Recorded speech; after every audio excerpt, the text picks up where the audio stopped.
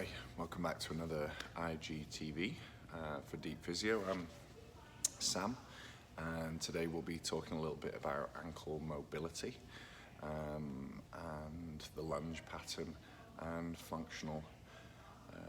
the functional conditioning screen. So one of the things that we've been going through at Deep is training in the functional conditioning screen, which is a screen for your fitness or your conditioning. So we already do the functional movement screen.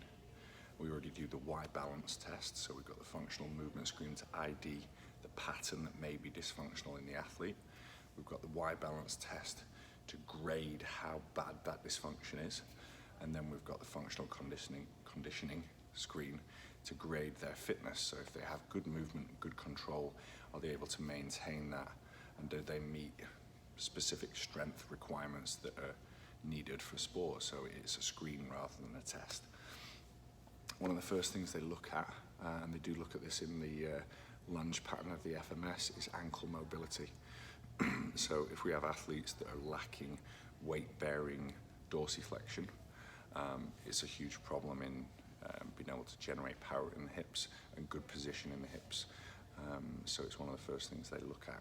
So today's episode is more about a few things that we can do to change that, and how we can integrate that into the lunge pattern as well, or half kneeling, or something that's in that running pattern. Okay. So if you haven't already, warm up, do your soft tissue work. Of course, the basic calf stretches work, the foot up against the wall. There are many tutorials out there, and I think we've even got some on our YouTube page as well, so check that out, Deep Physio YouTube page if you can. The other thing to look at is how is our hip moving with the ankle? So one of the first things that we can do is get into that half kneeling or split stance position, load, carry some weight with a kettlebell. That allows us to feed forward and activate the core and get into a good hip and pelvic position. So if we start off with that, we can take a bell. This is a 20-kilo bell. It needs to be fairly heavy, and we're going to hinge back to collect the bell and then lift. From there, we want the right hip, this leg, to be taking most of the load. So the other leg wants to go out to the side, and then we're going to slide over to that left leg and try and get some more dorsiflexion whilst maintaining height through the head. You may also get a nice stretch in the left groin or hamstring area or the right side, so it's a good hip opener as well. But we're focusing on increasing the ankle mobility with good posture, with core activation, and a good hip position. So once you've done a minute's worth there, taking big deep breaths, correcting any postural changes that you're making, keep a good solid grip on the kettlebell. You're going to lower that hinge back and switch sides.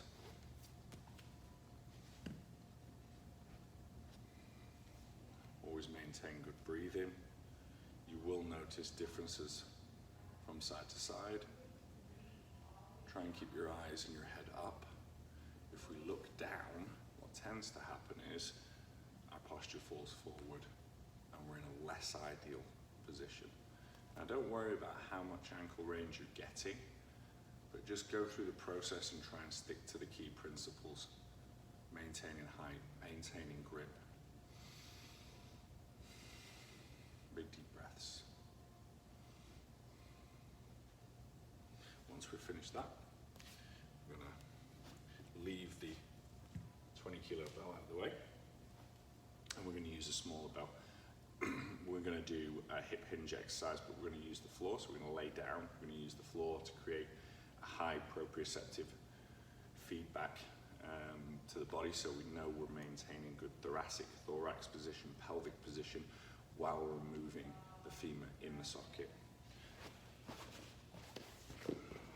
It's always useful to have something good for the head, even if it's just small, just to make sure that we're not straining the head or don't have a poor head position. This might be a little bit too big, So whatever you're comfortable with. We need the bell ready beside us. This is a 16-kilo bell. We're going to roll to the side, collect the bell, then press. Maintain a good position. If you don't need this, try and pack the shoulder. From there, the same leg stays bent, and the opposite leg is going to be the active leg. So, we're going to raise up, and then we're going to plantar flex and dorsiflex the foot through 5 to 10 times. And then we're going to lower down, push the heel down, maintaining a straight leg, and repeat. Nice deep breaths.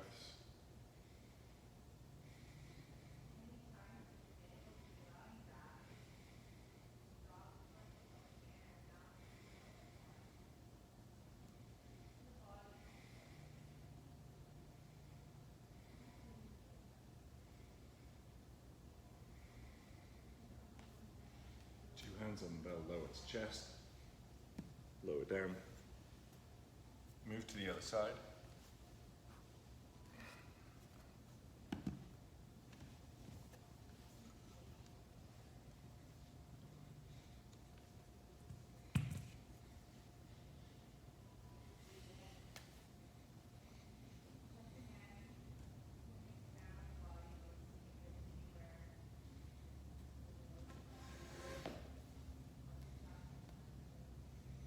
Always try and make sure the area is clear around you when you do these things.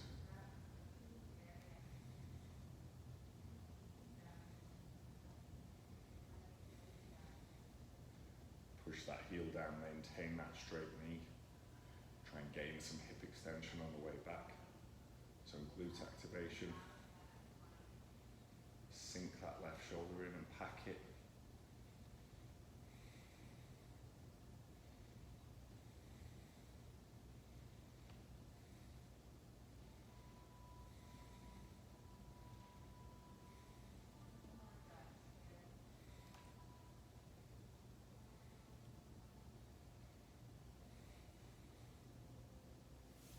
Two hands on, lower.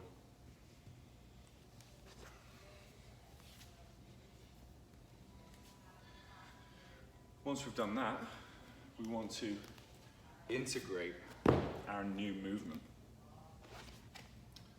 So, we were talking about our lunge pattern and how we're needing our ankles to be able to gain dorsiflexion in this lunge pattern so that we can effectively move through our gait. One of the ways we can kind of break that down and focus on that a little bit more is using a 2x4 or a balance beam. So, if we go across this too quickly or we fix our gaze too much, it has less benefit. So we want to be nice and slow, relaxed, heel to toe walking. Try not to look down, try and be aware of the surroundings around you. Use your feet to balance. Use your hips to balance. Nice and slow. And then roll through. Make it a little bit harder, we can pause, look around.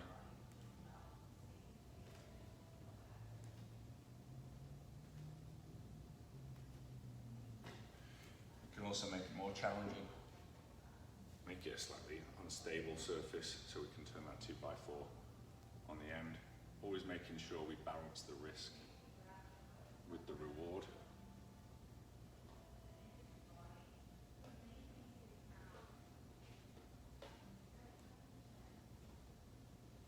Obviously doing this bare feet to, again, create that high feedback through to my hips. If we fall off, just toe touch.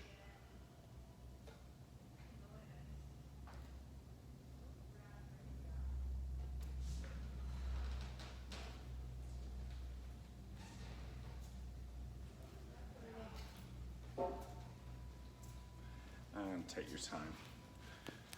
Thank you very much for watching. You've been great. We've been deep. I've been Sam. And yeah, let us know if there's any more self-help videos that we can do for you guys. Keep going. Thank you very much.